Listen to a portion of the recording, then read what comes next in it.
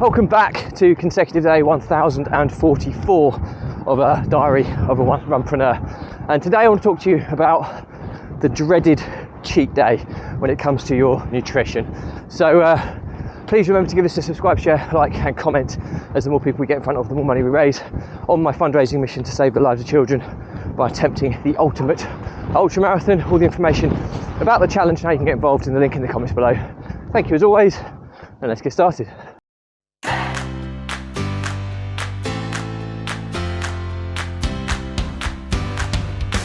So, consecutive day 1044 of a diary of a runpreneur, and today's topic is about the dreaded cheat day if you're following some kind of diet or nutritional plan.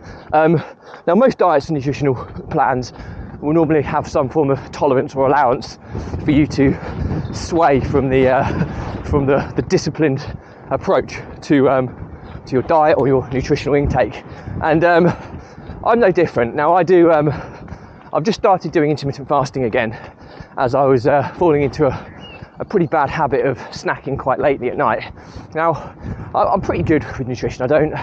I'm certainly nowhere near like the best in terms of lifestyle. However, I certainly think I'm considerably better than most. And what I mean by that is my usual diet is I don't eat chocolate, sweets, crisps, biscuits, cakes. I don't eat meat. I'm pescatarian, so I eat fish and dairy, but not meat. But I try and make sure I get a good substantial amount of fruit and veg in me every day. I try and have at least a pint or two of water every day. And I try and get at least 7 hours of sleep. Now, I don't always hit all these targets, but by and by that's pretty good. Now, the downside of my diet is that I'm also quite a convenience eater. So when I'm hungry, I will generally eat convenience as opposed to, freshly prepared. If there's nothing available that's freshly prepared, I'll often go for processed. But I do stay governed by my rules, so I won't take chocolate or cakes or biscuits or things. I might have some processed nuts or maybe a packet of noodles or something, which might be processed, high in carbs, quite a lot of E numbers and stuff in, with some poached eggs in it, but stuff that's quick and easy to eat. Now, so I'm obviously justifying my general lifestyle. It's not the best, it's certainly not the worst, it's probably slightly above average from the norm. But what I do, that's I've heard that from a film somewhere. Now what I do allow myself is a cheat day, and I try and limit them to once a month, so that when I cheat properly. And what I mean by that is that I have a very addictive personality. So when the reason I don't eat sweets and chocolate and stuff is not because I'm not allowing myself ultimately, it's because I can't do it in moderation. If I get a piece of chocolate in my mouth, I will eat huge amounts of chocolate. If I have a packet of crisps, I will eat lots of packets of crisps. If I eat a biscuit, I'll eat the whole pack of biscuits, probably two. So it's greed, gluttony, whatever you want to call it. Addictive personality sounds a little bit more politically correct in my mind. So first and foremost, I went. That was my justification for switching to intermittent fasting, was to stop eating late at night. So I have an 8-hour window to eat. I do the 16-8 or the 8-16, whichever you want to call it, so that 8 hours of every 24 I'll eat, 16 I'll fast.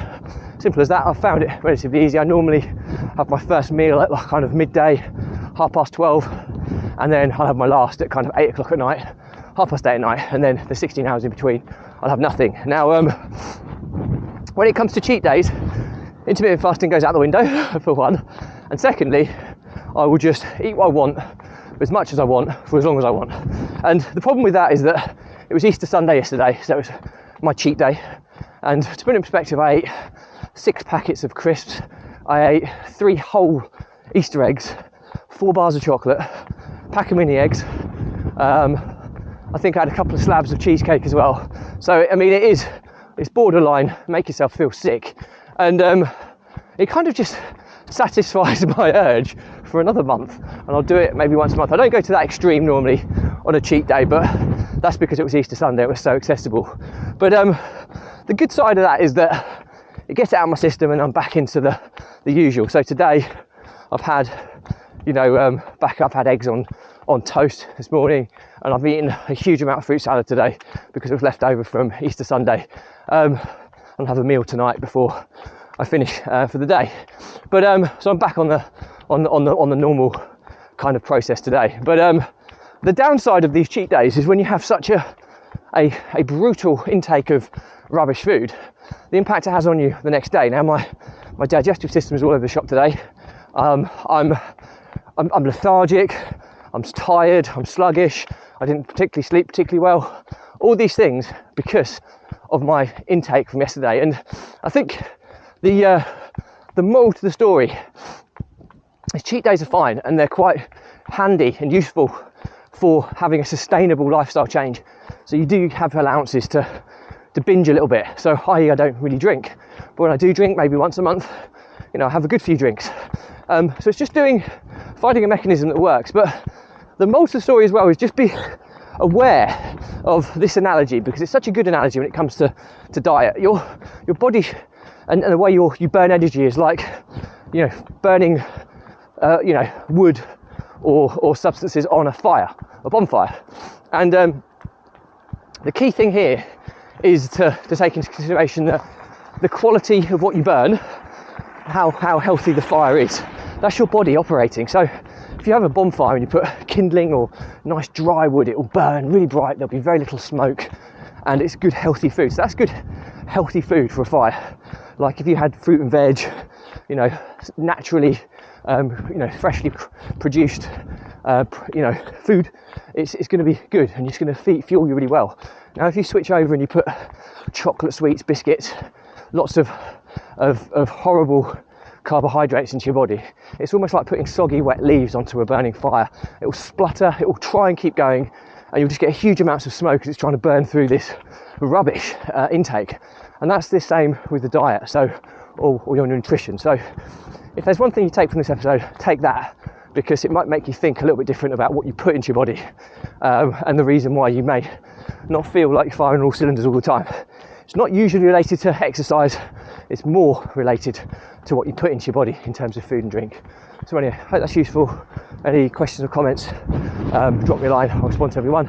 Do remember to give this a subscribe, share, like, and comment, as the more people we get in front of, the more money we raise on my fundraising mission to save the lives of children by attempting the ultimate ultramarathon. All the information about the challenge, how you can get involved, is in the link in the comments below. Thank you as always, stay positive, stay happy, and I'll see you again tomorrow.